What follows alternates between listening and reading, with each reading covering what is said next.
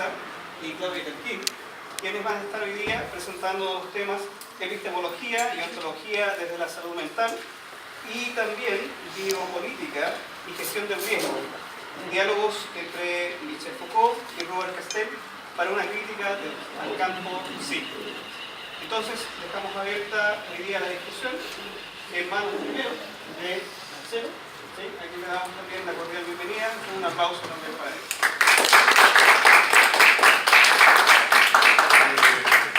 Gracias. Bueno, el nombre suena un poco pretencioso, epistemología y ontología, pero eso no nace de la teoría, nace de una mezcla de mi práctica y también de mi teoría de lecturas, de mi formación en sociología. Mis prácticas, yo he desarrollado bastantes actividades relacionadas con salud mental, sobre todo de la vertiente más de psiquiatría crítica y antipsiquiatría, con programas de radio, periódicos, Observatorio de Derechos Humanos en Concepción, una corporación que se formó en Concepción, una asignatura de Derechos Humanos y Salud Mental el año pasado en la Universidad de Concepción, profesor invitado en varias partes y bueno, ya no hablo mucho, simplemente también he trabajado directamente con psiquiatrizados en recovery, pero un recovery adaptado a, no el recovery que trata a la persona y la mete en la máquina productiva, sino un recovery adaptado en el fondo a apoyar a la persona y sembrar esperanza más que nada. Ese es como un breve contacto para que no vean que esto es solamente teoría, sino que nace de la práctica y agarra la teoría para de ahí llegar a esto de ontología y epistemología. Bueno, una breve introducción o breve contacto. Bueno, las imágenes que van a ver son mías, para que vean, soy bastante perturbado. Y la imagen del contexto lo puse porque es bastante agresiva, según yo, y el contexto que estamos viviendo actualmente lo veo bastante agresivo en comparación a cuando yo era más joven, que yo ya tengo mi edad, y cuando era más joven las cosas no existía la flexibilidad laboral o esclavitud laboral que le llaman ahora, o sea, que le llamo yo, o cosas similares. Bueno. El fracaso de la sociedad neoliberal del rendimiento se hace a sí mismo responsable y se avergüenza en lugar de poner en duda a la sociedad o el sistema. Estas dos citas, mira, en el régimen neoliberal de la autoexplotación uno dirige la agresión hacia sí mismo. Esta agresividad no convierte al explotado en revolucionario sino en depresivo. ¿A qué voy con estas dos citas? Es que generalmente una persona que está sometida a un estrés alto de trabajo y de sobreexigencia, debido principalmente al liberalismo en parte y también a la flexibilidad laboral que seguimos después, cuando no cumple ciertos requisitos normalizados de éxito, o pierde la pega y empieza a buscar pega y no encuentra y tiene que trabajar en otra cosa, se siente responsable él asume la culpa o culpa, no me gusta esa palabra, él asume la responsabilidad y se autoinflige como si él fuera responsable, y eso genera estados mentales que pueden pasar de depresión a otros más graves. Bueno, voy a seguir ahondando en eso. Debe por supuesto hacer frente a fin de que el comportamiento social no sea puesto en cuestión. Insisto, la persona no se cuestiona cómo funciona la economía o cómo funciona el mercado. Él mismo se culpa a sí mismo. De hecho, creo que la palabra culpa es más asertiva, pese a que yo no creo en esa palabra. Pero hay un texto de una escritora francesa que habla de la culpa en la persona occidental. Y eso genera mucho daño, porque la culpa, resumidamente, porque hay poco tiempo, la culpa es más bien autoflagelante. Cuando uno es responsable, uno puede ver soluciones o enfrentar y darse cuenta de cómo solucionar o cómo enfrentar algo. Con la culpa uno solamente se autoflagela y lo repite, generando una especie de circulación neurótica. Una persona medicada con antidepresivos, ahogada en su problema, no se interroga espontáneamente sobre la causa de su malestar. Por el contrario, tiene tendencia a personalizarlo o interiorizarlo. En ese sentido, claro, se produce depresión, y otras cosas más, también cosas somáticas que se somatizan en daño en el cuerpo. Estoy siendo bastante resumido por el tiempo, estas cosas yo las pongo en 2 horas generalmente, así que bueno, después va a haber espacio para preguntas, así que ahí podemos dialogar más en profundidad. Pero aquí asistimos actualmente a la puesta en marcha de una dictadura suave, pero con eficaz del mercado actual. El mercado que demanda a los individuos no transformar el mundo en el que habita, sino adaptarse permanentemente. Es adaptarse, quiero dar un ejemplo. Tengo compañeros de sociología que trabajan en Santiago y trabajan a veces 12, 14, incluso 16 horas diarias. Y claro, ellos lo ven como un aprendizaje porque eso les va a rendir un fruto para después tener un mejor trabajo con un mejor sueldo. No sé si mejor trabajo, pero mejor sueldo. En el fondo hay una exigencia de adaptación constante. Y otro ejemplo, no sé, yo tuve una profesora de inglés en Concepción, en una academia, y esa profesora tenía como 50 y tantos años y estaba haciendo un magíster, porque la exigencia del entorno donde ella trabajaba le exigía un magíster. Entonces hay una adaptación perpetua, constante y casi crónica de por vida que sí daña y afecta.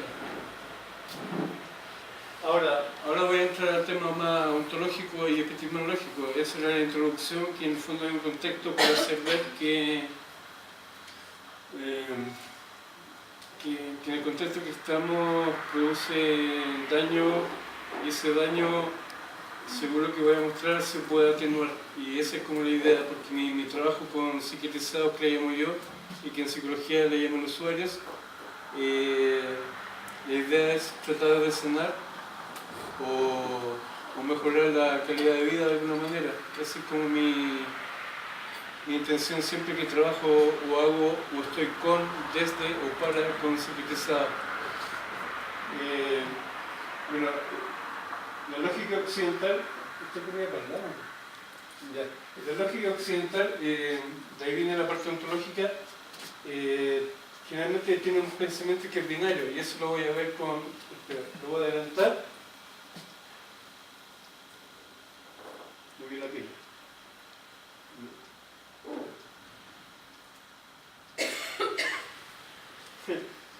Ahí sí. Claro, acá tenemos una cita de Michel Foucault. Cuando un juicio no puede enunciarse en términos de bien y de mal, se lo expresa en términos de normal y de anormal. Cuando se trata de justificar esta última distinción, se hacen consideraciones sobre lo que es bueno o nocivo para el individuo. Son expresiones de un dualismo constitutivo de la conciencia occidental. A eso voy con lo binario. Y se refuerza esto también con la siguiente cita, que la saqué, que es de Levi Strauss, que fue un estructuralista que ya pasó como de moda, pero aborda como lo mismo.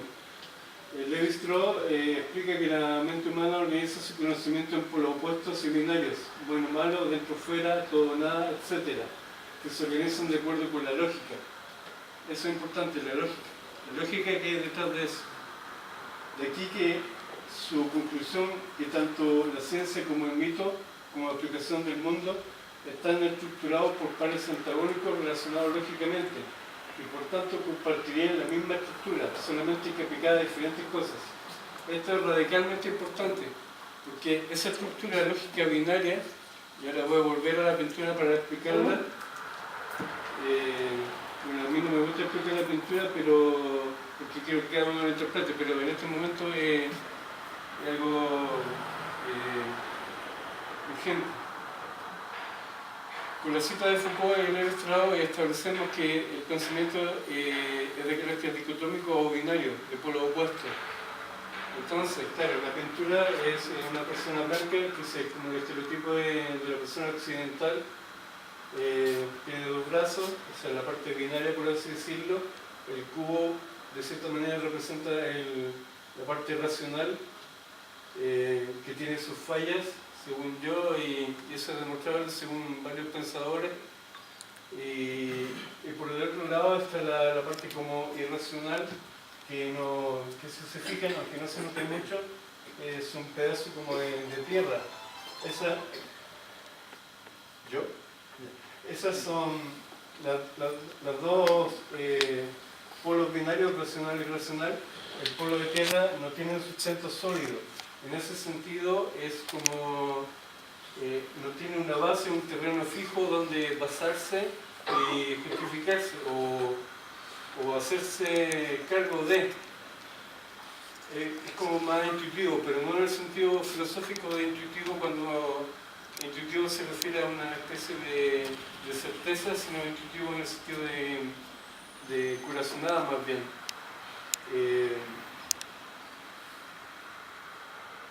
El cerebro de la persona occidental, del estereotipo de la persona occidental, si se fijan, está bastante deformado. Y esa deformación, desde lo que voy a poner y desde mi punto de vista, obedece a esta forma binaria. No necesariamente a lo racional y racional, sino a todo lo binario en sí. Ahora, es necesario aclarar que esa estructura binaria de pensamiento la tenemos todos. Y se puede extender un poco y aplacar, pero esa estructura binaria hace que pensemos como pensamos. En el fondo, esa lógica que se basa en lo binario hace que pensemos como pensemos. Entonces, cada lectura que tengamos de cualquier libro, de cualquier materia, de cualquier cosa que veamos, obedece básicamente a esa lógica binaria.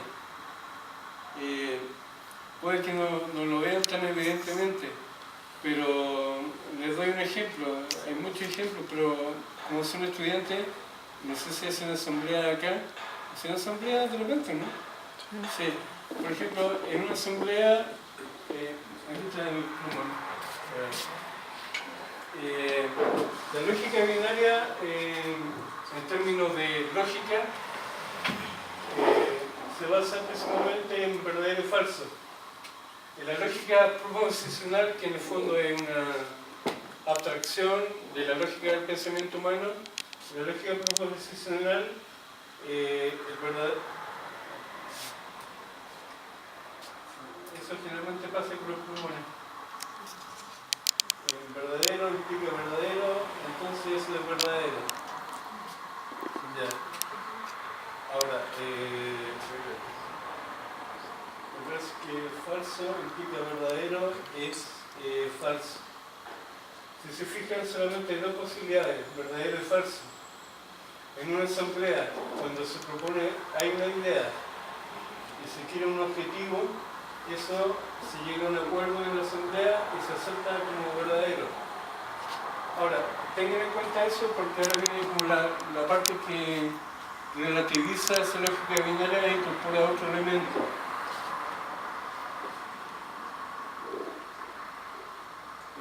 Disculpen que no siga el orden, pero creo que es más urgente seguir el orden que va surgiendo ahora.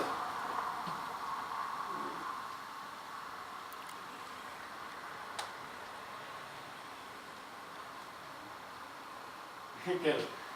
Bueno, esto es un refuerzo de lo mismo, delimitar lo normal de lo normal, asumiendo dos cosas: el ser como invariable y conectarnos con espacio nulo entre ellos, o sea, el verdadero y falso que está allá, por ejemplo. Pero frente a eso está la lógica difusa, que es un... ¿Qué pasa ahí? Es un modelo matemático. Este es un ejemplo visual del modelo matemático, porque el modelo matemático es bastante complejo de explicar, pero el modelo visual ayuda bastante. Insisto, esto se basa en mis prácticas en salud mental, con, desde y para usuarios o psiquiatrizados. Entonces, el psiquiatra ve sano enfermo, normal anormal. Por decir algo, eso se da en muchas situaciones para proponer el estereotipo del psiquiatra. Pero una persona ya que está deteriorada, si logra de alguna manera tener algún grado de remisión, se desplaza hacia acá, en algún grado. Por ejemplo, si está aquí o acá, ya no es el esquizofrénico, sino que está en proceso. Y eso ya marca una diferencia. Y eso es muy, le quita mucho la carga al peso de una persona cuando se da cuenta que está en proceso y que no está ni aquí ni acá en el polo. Porque pasar de enfermo a sano implicaría borrarse completamente para quedar blanco. Entonces, esta visión, esta forma de ver la lógica, hace ver que una persona que si aprende algo y ese algo le hace mejorar su calidad de vida o ver las cosas de otra manera, esa persona se va desplazando. Entonces, no es que sea un esquizofrénico deteriorado, sino que logra un grado de remisión. Puede que sea bajo o alto, pero hay grados. Ahora, esto mismo de los usuarios lo quiero aplicar a lo de la asamblea. En lógica difusa,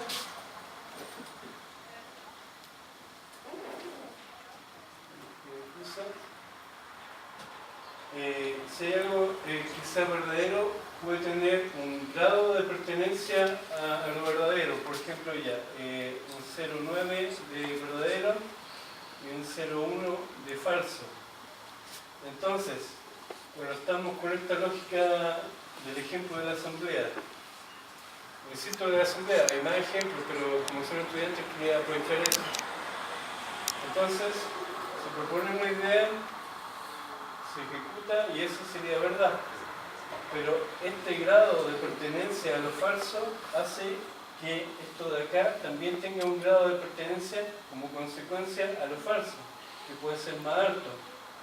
Entonces, por ejemplo, cuando yo participé, y participaba en muchas asambleas de distintos tipos, porque fui activista político muchos años y aparte también en sociología participé en asambleas.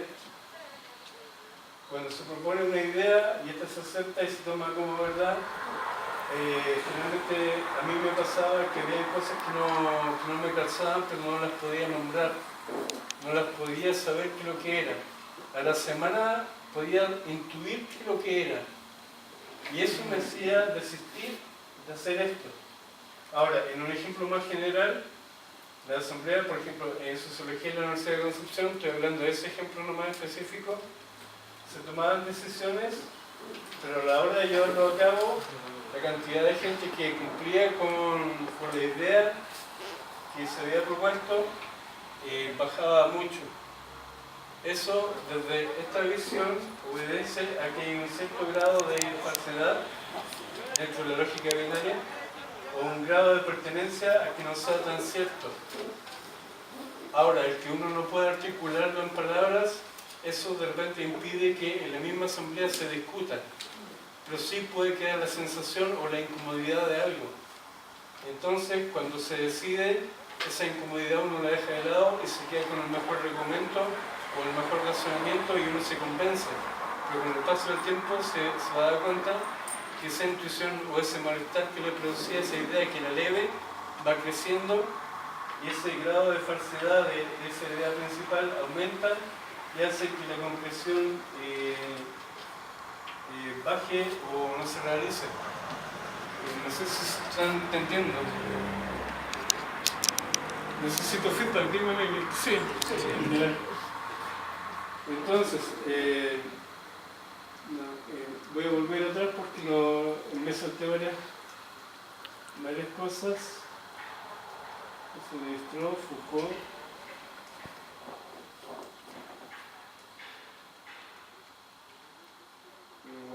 Ya, eso. Esto también lo voy a explicar. En el fondo, una pintura tiene muchas explicaciones y yo prefiero que cada persona haga su propia interpretación. Pero sin embargo, en este contexto va a ser una interpretación forzada mía y lamentablemente voy a dirigir su interpretación y voy a imponerle de alguna manera la interpretación que voy a dar yo.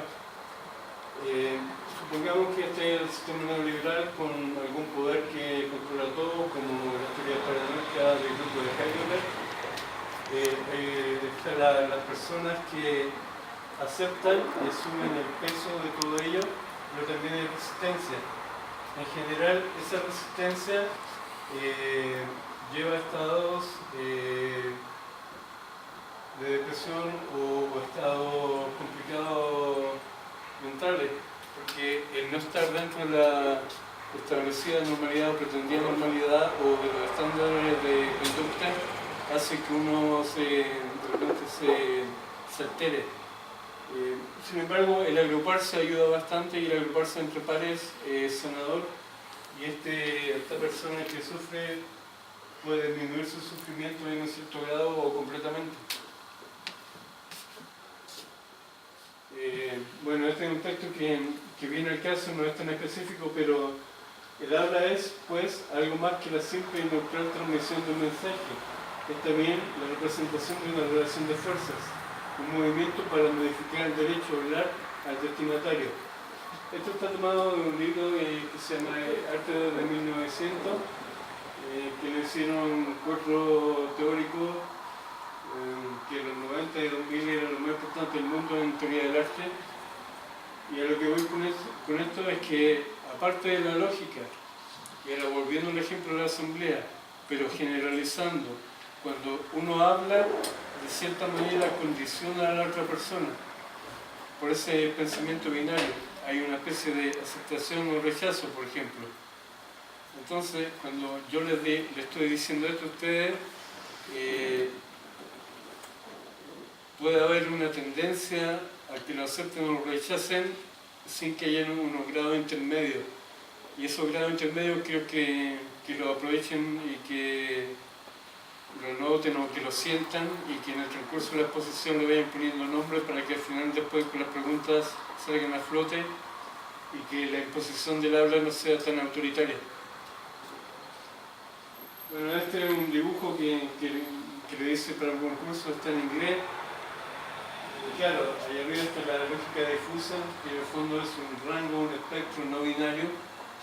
Y acá estamos dentro de un marco binario, donde dice: yo solamente escribiré 8, bueno, en español solamente escribiré 7 palabras, 4 más 3, porque si suman las palabras son 7. En inglés, para escribirlo en inglés son 8 en total.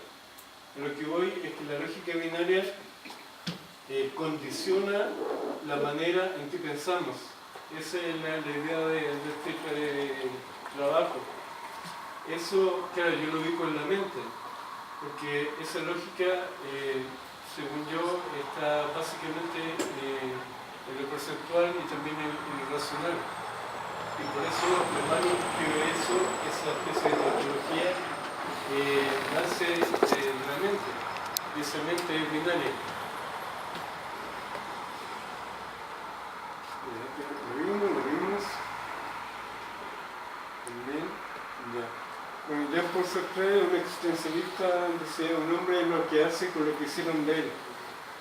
Bueno, yo le pregunto a él, que está muerto, ¿pero no es posible salirse de ese condicionamiento para poder ejercer nuestra autonomía? Yo creo que sí. O sea, primero hay un condicionamiento que es la existencia en sí, que es nuestra historia de vida. Eso gráficamente yo lo podría colocar, bueno, que se aparezca en el video, así que va a ser trampa. En un gráfico, otra vez me está fallando. Claro, Michel Foucault generalmente trabaja como la historia, la genealogía, que sería como los discursos y los textos que hemos leído en el tiempo y de mucho tiempo y que nos han llegado, van conformando una noción de algo y se van transformando en verdad. Sin embargo, nosotros tenemos aquí prácticamente nuestra experiencia de vida, nuestras vivencias. Entonces, frente a la pregunta del Sartre o a la afirmación de Sartre, un hombre es lo que hace con lo que hicieron de él. Claro, un hombre hace lo que es lo que hace con lo que hicieron de él, en base generalmente al contexto histórico y a la historia pasada que fue conformando el pensamiento, y también a su propia historia de vida. Sin embargo, el salir de esta lógica binaria permite de alguna manera en algún grado, no totalmente, o si no terminaríamos locos como Antonin Artaud, superar este condicionamiento en algún grado, Insisto, si lo vemos en lógica difusa, con un grado de pertenencia de 0,8, por ejemplo, o un grado de pertenencia de 0,7. ¿Se va entendiendo? ¿Sí? ¿Estás seguro? Ya, porque si no se entiende, yo trato de explicarme más para que... Porque, claro, mucha información de repente comprimida y eso impide la asimilación y también la posibilidad de réplica. Es como cuando una persona le pregunté a una profe mía que hizo su PhD en la University College of London, y yo le decía cuántas horas de estudio tenía el día, y ella me decía que 6 o 7 de lectura, y a veces tenía que leer un manuscrito de 500 páginas en 2 días, y yo le decía, ¿cómo lo hace? El leer a esa velocidad y en ese tiempo dificulta mucho la posibilidad de crítica frente a eso. Entonces, este condicionamiento histórico y el condicionamiento de vida disminuye la posibilidad de ejercer nuestra libertad bastante. Ahora, insisto, esto viene de mi trabajo en salud mental, no viene de lectura teórica. En salud mental yo participé en recovery. En recovery sui generis, por así decirlo, acompañé a 4 personas. Una de ellas era joven y le expliqué esto de la lógica difusa. Cuando lo comprendió de alguna manera, lo conversamos, lo discutimos, se sintió que se sacó un peso enorme de encima, porque él se veía binariamente enfermo y sano, y quería estar dentro de la normalidad, pero su categoría psiquiátrica de enfermo le ponía un peso enorme. Pero la lógica difusa, al ver que había grados de mejoría o grados de bienestar, le sacó mucho peso encima y eso permitió una mejoría bastante alta, que la doctora a cargo de psiquiatría que estaba asesorando el proyecto me dijo que había tenido mejoras notables, y en el fondo quiero decir que esto sí funciona y es aplicable. No es una teoría que va a quedar muerta de aquí a mañana, si es que no se profundiza. Ahora, una explicación. No sé si han visto todos los monos mutantes que aparecen ahí. Bueno, cuando Max Ernst y Paul Klee trabajaron en esos años, cuando uno era expresionista y el otro futuro surrealista, ellos trabajaron con dibujos de esquizofrénicos y también le pusieron palabras. Kraepelin, que después viene Kraepelin más adelante, que fue como el fundador de las categorías, cuando veía algo semejante o vio esos ejemplos de Paul Klee y de Max Ernst, dijo, esa es una evaluación del esquizofrénico. Pero con cada imagen que han visto, dibujo principalmente, las palabras están desordenadas. Yo lo que quiero es que ustedes lo lean de la forma que quieran, agarrar cualquier palabra en cualquier orden, que creen su propia lectura. ¿Por qué? Porque la educación desde niños nos enseñan a leer un poema, por ejemplo, de izquierda a derecha, de arriba a abajo, desde el primer verso hasta el último, para comprender a la persona. Pero ¿por qué no agarrar ese poema y leer en cualquier orden los versos para crear nosotros mismos nuestro propio poema? Eso nos da cierto grado de creación también en nosotros. Bueno, eso va por otro lado, pero quería mencionarlo porque lo considero importante, porque genera estado de libertad o de sensación de libertad y también de baja de tensión, en general, no siempre. Bueno, eso no tiene palabra. Eso es claro. El ser es un siendo, no un ser definido y rígido de una vez para siempre. Uno aprende y aprender va modificándose. Esto se relaciona con lo binario. Voy a tratar de apurarlo porque parece que ya poco tiempo y voy muy lento. Y aquí estaría el puro negro y en blanco en lo binario. Y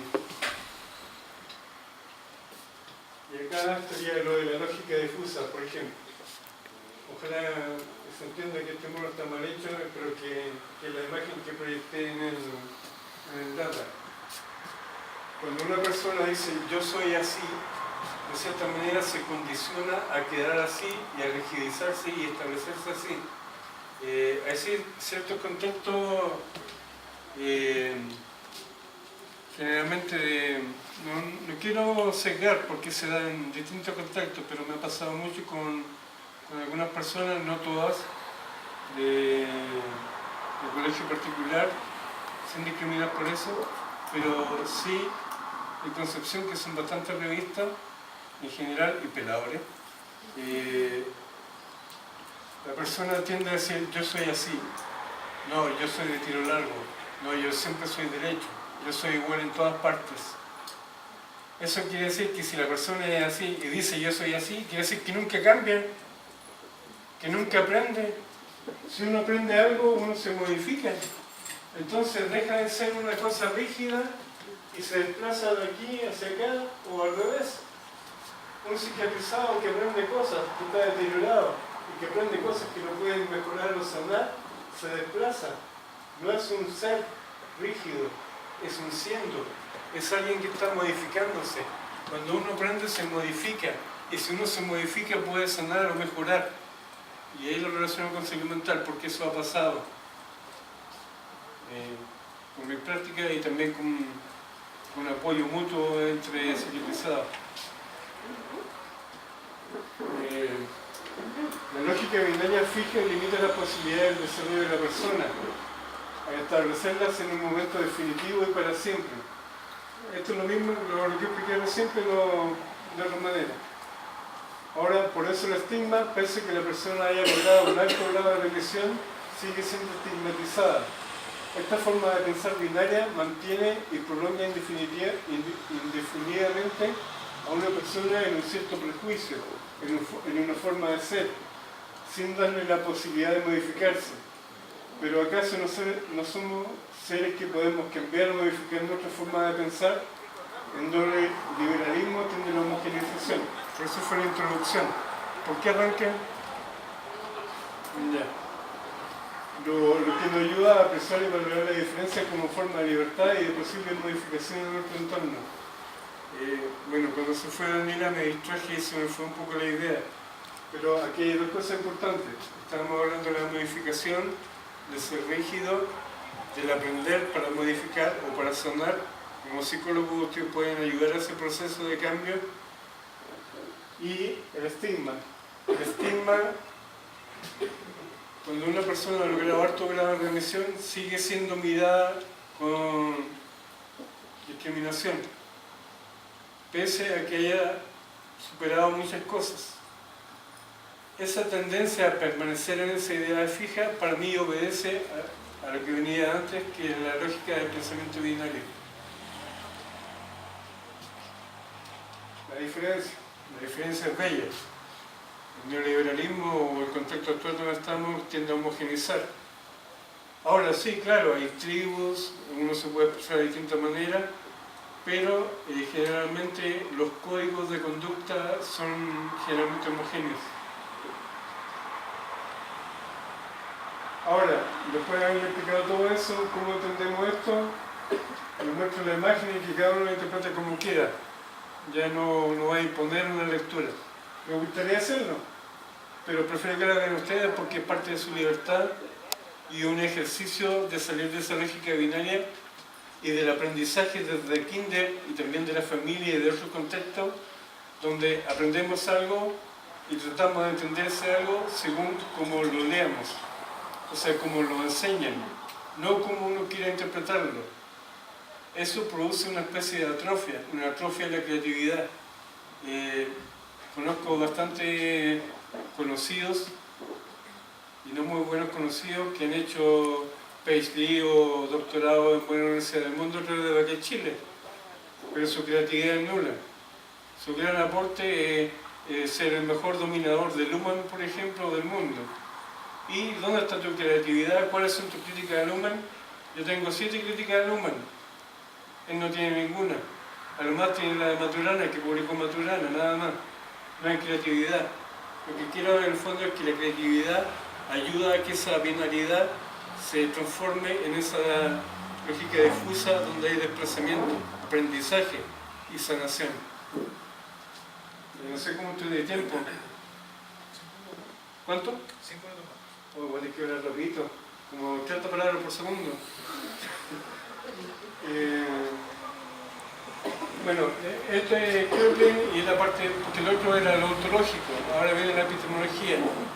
Pero quería mencionar que Krepling, que introdujo, bueno, según Bentham, en Modelos de Locura, el libro Modelos de Locura, decía que introdujo el concepto de esquizofrenia, pero fue Eugenio Bleuler el que lo introdujo. Pero Krepling, de alguna manera, en su investigación, que fue con muchas personas psiquiatrizadas, estableció que las enfermedades mentales eran degenerativas y crónicas. Eso se ha mantenido y permanece de alguna manera por este condicionamiento histórico de los psiquiatras generalmente y de su formación a pensar de que una persona que es categorizada como esquizofrénica va a tener que tomar pastillas toda su vida. Se me fue la idea.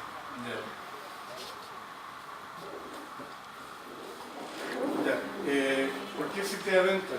Porque Bentham lo que hizo fue estudiar el estudio de Krepling y se dio cuenta de que si Krepling tomó a 1000 personas para su estudio para llegar a la conclusión que era crónico degenerativo, las personas que se iban mejorando o sanando dentro de su, ¿cómo se llama? El concepto de cantidad de gente que uno con que trabaja la muestra. Su muestra se iba reduciendo. Él sacó del estudio a las personas que iban mejorando, entonces su estudio estaba sesgado. Entonces su conclusión, por ende, está sesgada. Ahora, hay una vertiente que es de la psiquiatría crítica, que ahí está Bentham y también está Johanna Moncrieff, y Johanna Moncrieff hace estudios sobre los estudios que hacen las farmacéuticas, que financian los psiquiatras para que hagan los estudios, y demuestra empíricamente con datos estadísticos que no sé si conocen, manejan un poco de estadística, pero por ejemplo la desviación estándar o la R de Combrach no son suficientes para justificar eso. Cuando ese estudio sale, psiquiatría lo toma como verdadero y de nuevo estamos con el condicionamiento histórico. Pero si uno lee a Johanna Moncrieff, se da cuenta que ese estudio es bastante relativizable y puede tener un grado de certeza, pero es un grado, no es la verdad absoluta y el psiquiatra lo toma como verdad absoluta. Ya, eso no, ya poco. Bueno, esto demuestra que Krepling de cierta manera está equivocado. La estimación de recuperaciones a largo plazo entre el 30 y 50%, 50% de recuperación.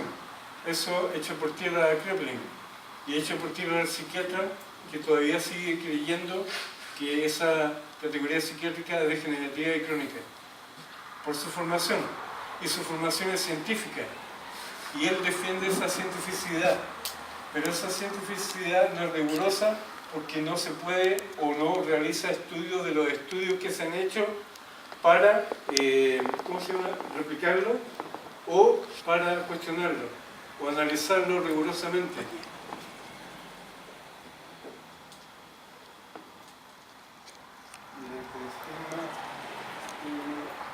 Quiero llegar a lo último, esto es lo último para finalizar porque creo que estoy en el tiempo. Yo hablé de lógica difusa, hablé de lo binario y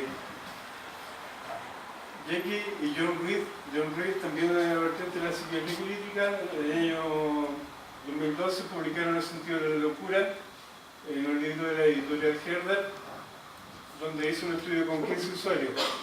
Y en una él estableció 5 categorías basadas en preguntas que le hacía a los psiquiatrizados. en esta categoría, las causas de la psicosis, la función, eso es lo importante. A eso quiero llegar para cerrar esto. La función en este capítulo de la función, él solamente tomó a 5 personas. Voy a leerlo. La causa de la psicosis, funciones. Refleja la idea de que las experiencias psicóticas realizan una función determinada para el individuo que justifica que la psicosis se haya producido. La justifica y realiza una función determinada. Lo importante es, para Muhammad fue una cura milagrosa, para mi depresión o algo así. El caso es que no he vuelto a padecerla. O sea, de aquí pasó acá, binario. Tim, supongo que debía ser mi intento de acabar con mi sentimiento de inferioridad. Cuando estaba en estado maníaco pensaba en cómo era por lo general. Reía y pensaba, nunca volveré a ser así. Nuevamente, de binario, de aquí a acá. Voy a insistir con eso, voy a ser cargante, pero bueno. Paul señala que era capaz de sentirse bien consigo mismo en una experiencia psicótica. Paul se le permitía no pensar en los grandes cambios en su vida que amenazaban su bienestar. Lo binario, pasar de un lado al otro, del blanco al negro. Janet tenía la sensación de que sus voces le ayudaran a expresar sus auténticos deseos. El lenguaje, la represión del lenguaje, el estado psicótico expresaba el lenguaje binario. El interpretatorio sentía que sus voces expresaban aquello que no quería expresar. La misma idea. ¿A qué voy con esto? Aquí también la psicosis, en el estudio de John Reed y de Jackie,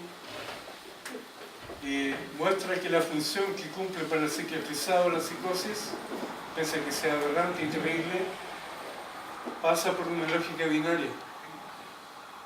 Entonces, ahora dejo abierta la idea y como psicólogo y van a trabajar con psiquiatrizados o usuarios, es saber cómo aplicar la lógica difusa para una persona en que la psicosis le ayudó a salir de eso binariamente. Si yo aplico la lógica difusa, a lo mejor esa persona entra en una crisis peor. Eso queda un tema pendiente.